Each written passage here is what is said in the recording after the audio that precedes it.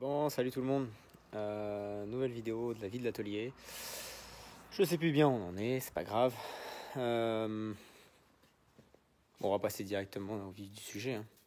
Ah oui, le moteur de la Saab est presque fini. Putain, je l'avais pas bordé correctement tout à l'heure. Merde. Oh. Bon, nouveau chantier. Audi A3 Sportback S-Line DG. Avec quoi? Oh, encore un. Non, en vrai, c'est top. Je commence à en faire énormément et à me spécialiser un peu là-dedans. Donc c'est cool. Elle est super propre, elle est super clean. Elle a 236 000, je crois. Il n'y a rien qui a l'air d'être bouiné, d'être cassé, etc. Franchement, je pense qu'elle est bien celle-là. Elle est vraiment bien. Intérieur, bon, voilà, je mets les mais intérieur, forcément, S-Line. Sono Bose et tout ça. Donc voilà. Donc là, au programme, là, j'ai fait décharger la clim ce matin. Je dépose toute la mécanique comme je fais d'habitude, volant moteur, chaîne, tous les joints moteurs, donc y compris derrière la poulie damper. Pour changer le joint SPI, faut enlever la damper. Si on veut changer le joint derrière le flasque, faut enlever le flasque, faut remettre voilà, je préfère déposer le moteur, c'est plus simple, tu te fais moins chier. Pour resserrer en plus la damper, je te montre l'outil officiel qu'il faut. Voilà, la barre de levier. Hein. D'accord ? Donc, caler ça entre le longeron et tout, merci. Donc, je préfère déposer la mécanique. On fait ça, entretien complet. Vidange de DSG, du renvoi d'angle, de l'Aldex, du pont, la totale. Bon, il y aura peut-être quelques surprises quand même, comme à chaque fois de toute façon. Mais voilà. Bon, je vous épargne. Là, j'ai débranché la batterie. Je vous épargne le moment où je la mets sur chandelle et où je dépose les roues et tout le tintouin. On se retrouve dès que j'avance un peu, c'est-à-dire dès que j'ai déposé la face avant ou si je vois des trucs un peu anormaux. Voilà les gars. Voilà où j'en suis. À savoir que donc là j'ai vidangé de liquide en refroidissement.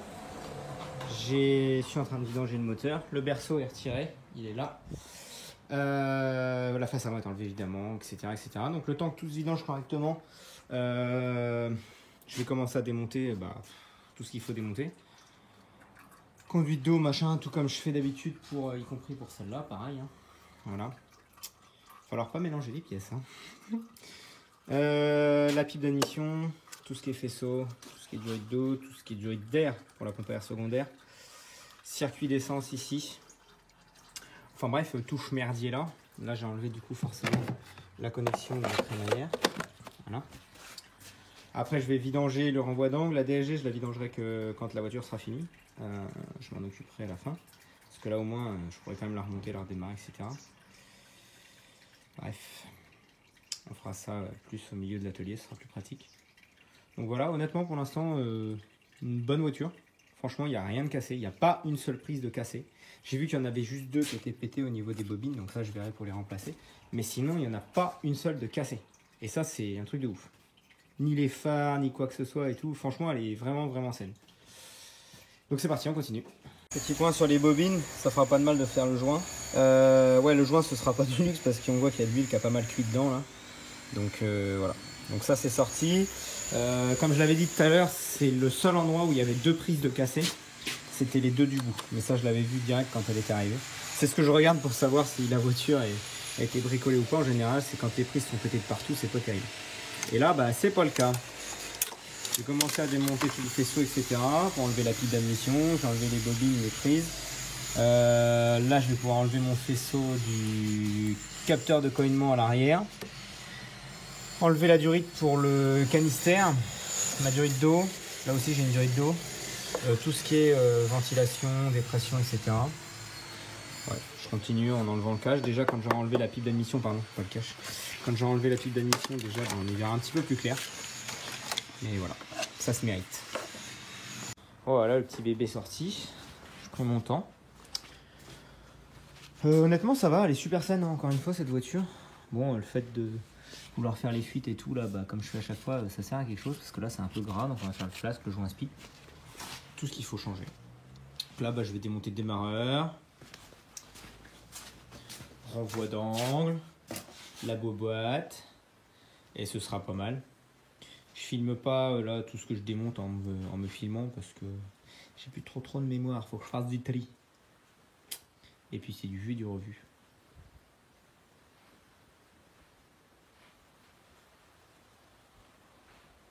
Bon, maintenant que le bloc est enfin que la boîte est démontée, bon, le volant moteur est bien HS comme on a vu. Bon, je vais démonter là tout ce qui est partie accessoire pour nettoyer le bloc en fait. Nettoyer derrière et tout, là tout ce qui est gras, etc. Donc je démonte tout.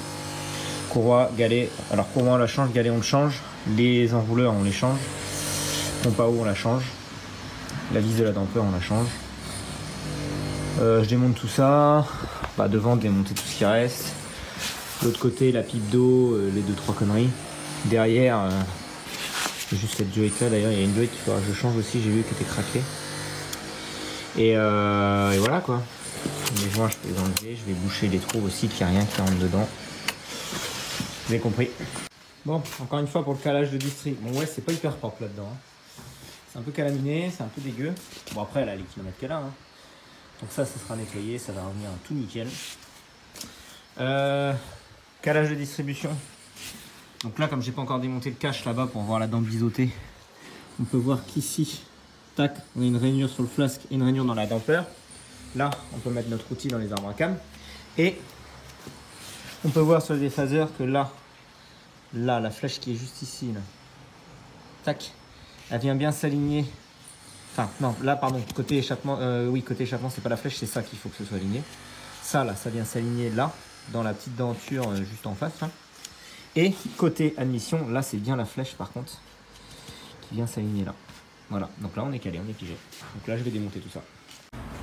Ensuite, maintenant qu'on en est là, avant de remonter quoi que ce soit, dégraissage de tout. Voilà, dégraissage de tout le moteur avant de procéder au reste, histoire que ce soit propre pour remonter. Et comme ça, on pourra attaquer le remontage tout à l'heure.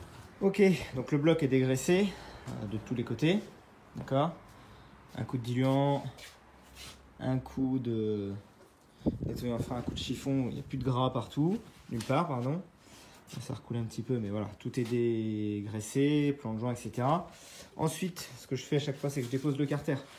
Déjà pour le nettoyer, quitte à ce que ce soit propre, c'est bien. Et c'est surtout question d'étanchéité pour le carter côté distri. En fait, là, celui-ci, on a un peu contre-joint. Celui-ci, bon, que ce soit une flasque en plastique avec le joint intégré ou une flasque métallique avec le joint spi à changer, on vient le mettre comme ça. D'accord? Donc, il faut faire un cordon de joint derrière. Mais il faut également faire un cordon de joint en dessous. Seulement pour être sûr de ne pas abîmer le joint spi ou pour mettre tous les joints bien placés, etc. Si le carter est en place, et ben en fait, le cordon de joint en dessous, on va venir le racler avec le carter en place. Alors que là, il faut poser ça, mettre le carter ensuite. Et au niveau cordon de joint étanchéité, c'est parfait. Parce que sinon, bah, il y a des chances que ça fuite.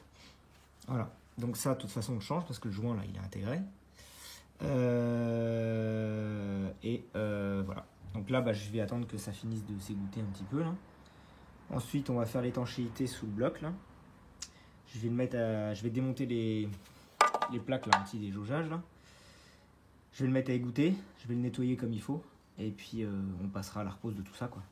Là, c'est beaucoup de nettoyage en fait pour pas grand chose d'avancement. Juste quelques joints, enfin, juste pour ça, le joint de carter. Mais à mon sens, c'est nécessaire et c'est important de le faire. Bon les gars, le carter est prêt, nettoyé, les plaques aussi, le cordon de joint est fait, pas au bout parce que là il y a le côté carter distri. En dessous c'est prêt, les vis sont prêtes aussi, sont nettoyées. C'est parti, on remonte, je filme pas parce que c'est chiant, on s'en fout, mais au moins ça montre un peu l'avancement. Remplacement préventif des électrovannes pour les arbres à cam. Je me fais plus avoir, non. Donc voilà, une marron, une noire, et une pour l'arbre à cam d'admission, une pour l'arbre à cam d'échappement. On remonte ça. Bon les gars, la distri est remontée, calée. Bon, je repasse dans les détails. Hein.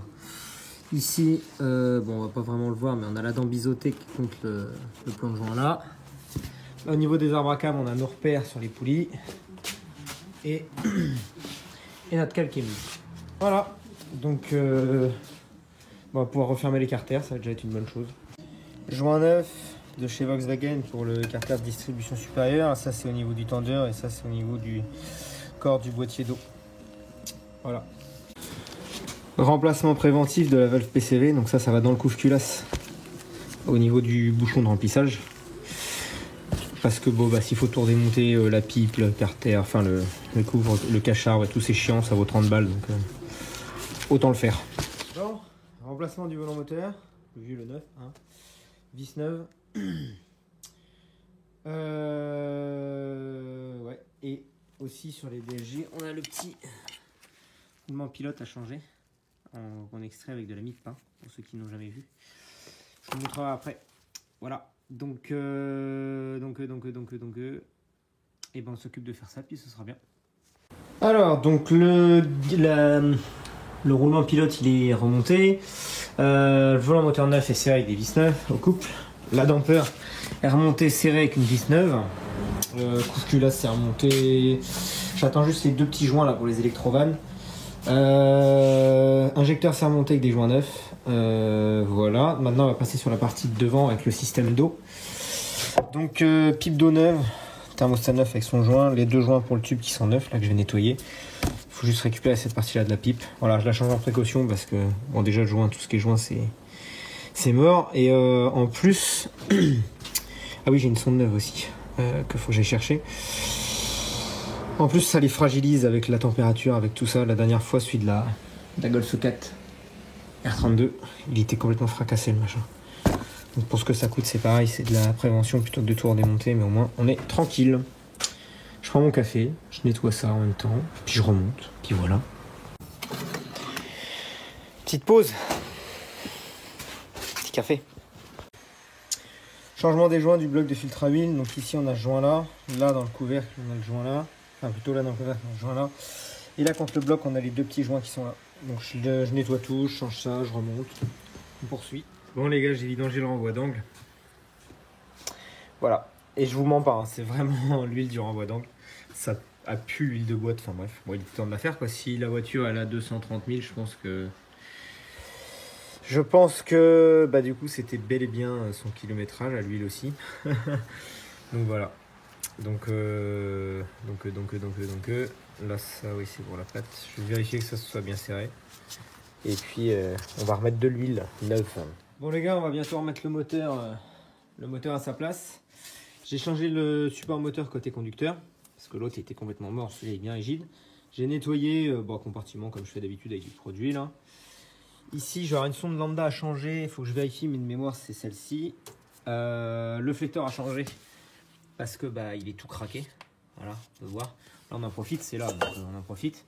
Ce support moteur là, il est dead aussi, donc on le change. Petit coup de propre. Et on remet tout ça à sa place. 9, et mieux. Allez, on remet ça aussi des joints neufs pour collecteur d'échappement. Bon, voilà, il est en place. Donc là, ben, je vais attaquer le remontage de tout ce qu'il y a autour, en dessous, machin. Pas les cardans tout de suite, je vais le faire après. Si, je pourrais les faire d'ailleurs. Mais d'abord, tout ce qui va au-dessus. Tout ce qui va être... je vais commencer par remettre l'échappement. Ensuite, je vais remettre mon flecteur en bas, enfin l'arbre de transmission. Et puis, bon, voilà quoi, c'est du basique hein, tout ça. Hein. C'est des choses qu'on a déjà montré plein de fois. Commencer à remettre les circuits d'eau, tout ce qui va derrière, tout ce qui est faisceau, etc., etc. La commande de boîte de vitesse aussi. Puis on devrait s'en sortir. Bon, remplissage en cours de l'huile, on va pouvoir réamorcer. Voilà où j'en suis, donc tout est dedans, quasiment tout est branché, il n'y a pas l'admission, les injecteurs ne sont pas branchés. Les bougies non plus, enfin les bobines non plus ne sont pas présentes. Je vais retirer les bougies pour le faire tourner. Comme en plus je les change, voilà. Mais sinon, bah, le premier démarrage approche. J'attends juste ces deux foutus joints là pour les électrovannes. Donc je vais mettre un chiffon histoire que ça gicle pas, on sait jamais. Mais voilà. Donc, bah feu. Hein.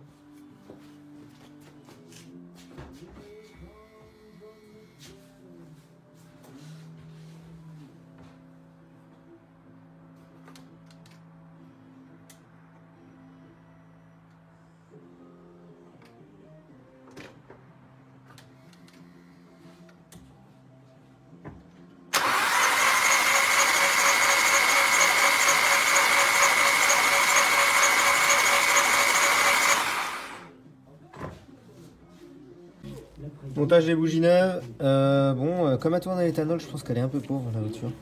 Elles sont quand même relativement claires. Ouais. Bon, la pipe d'admission, hop, est nettoyée. J'ai tout nettoyé propre. Je change le joint, j'ai nettoyé le papillon aussi parce que c'est quand même vachement calaminé. Et puis on remonte ça. Comme beaucoup de ces bagnoles là, ben, il y a deux prises de bobines de cassé. J'en ai racheté deux chez Volkswagen. Bon bah c'est fragile de toute façon, donc ça c'est une chance sur deux que ça pète. Bon, ces deux là étaient cassés avant que j'y touche. Les autres étaient bien. Mais bon, au moins pour faire plus propre et pour pas galérer pour la prochaine fois, ben, changement des prix. Bah. Ah non, oui, il a bien changé. Bon, la voilà de retour dans le milieu de l'atelier, donc elle a redémarré. J'ai commencé à purger le système de refroidissement. Qu'est-ce qu'il va me rester à faire? Mercredi 16, elle doit partir samedi. Il me reste à faire vidange du pont arrière, vidange de l'Aldex avec le filtre. Changer la sonde lambda derrière le catalyseur banc 1, donc côté conducteur si je dis pas de bêtises. Ça. Filtre à essence, filtre à pollen. Je crois que c'est tout. Je regarde les pièces. Ouais, c'est tout. Donc on enchaîne. Bon, vidange de l'huile de pont. Elle est quand même bien foncée, hein. Donc ça va pas lui faire de mal. Je m'occupe de ça, je remplis, donc 75-90 à l'arrière. On pourrait même mettre de la 80-90 dans des ponts comme ça. Et puis dans des trucs coniques là. Des couples coniques, pardon. Bref. On pourrait mettre de la 80-90. Mais on va mettre ce qu'il y a de préconisé. Ça, pendant que ça finit de couler, je m'occupe de la sonde lambda. Enfin, j'essaye. Bon, là, il y a encore les voyants d'allumés. C'est normal parce que j'ai pas été roulé avec, vu que j'avais démonté la crémaillère. Au niveau des valeurs de chaîne, moins 2, on était à moins 3, moins 5. Voilà. Donc là, on est bon. Donc là, je l'ai chauffé un petit peu parce qu'en plus, ça tourne à l'éthanol. Donc à froid, ça tourne pas terrible. La carto doit... À mon avis, vu la couleur des bougies, elles étaient un peu blanches, la carto doit pas être au top. Donc là, je la laisse chauffer un petit peu. J'ai plus de code défaut. Voilà, j'avais un défaut de sonde lambda et un défaut de... Je vous en remettrai en photo. Mais je pense que c'était lié à une électrovanne de déphasage. Donc voilà. Normalement, maintenant, on va faire un essai. Bon, bah voilà les gars, essai routier concluant. J'attends juste que les ventileuses déclenchent. On va dire que la purge est complétée. Je vais ça refroidir, je ferai le petit appoint d'électrique qui manque là. Et puis voilà quoi. On va voir la partie pour un sacré moment. Bon bah écoutez, dites-moi si ce contenu vous plaît, même si je fais souvent les mêmes voitures parce que je commence à bien les connaître. Voilà, dites-moi si ça vous plaît, si ça vous intéresse de voir ça, de la R32, alors qu'il y en a quand même beaucoup sur le net. Enfin bon voilà, je vais essayer de reprendre des vidéos de manière un peu plus active en fonction de ce que j'ai comme boulot et tout. Voilà. Et bien sur ce, je vous dis à la prochaine. Salut les gars.